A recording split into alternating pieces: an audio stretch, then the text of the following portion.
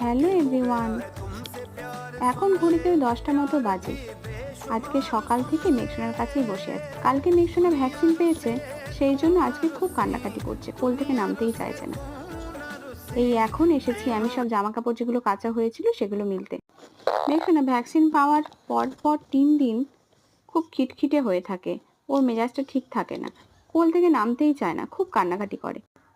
হয় আমাকে না হলে ওর বাবাকে ওকে কোলে নিয়ে বসে থাকতে হয়। আমি একে একে সব জামা কাপড়গুলো মিলে নিলাম। মিলে নিয়ে এসে দেখি মেঘসোনা এর মধ্যে উঠে পড়েছে, ওর বাবার সাথে খেলা করছে। সেইটা দেখে আমি একটু নিশ্চিন্ত হলাম যে একটু মেজাজটা ঠিক হয়েছে। আজকে ওর বাবার ছুটিও আছে, তাই জন্য আমি রান্না বসিয়ে দিলাম, রান্না করে খাওয়া দাওয়াও করে নিলাম।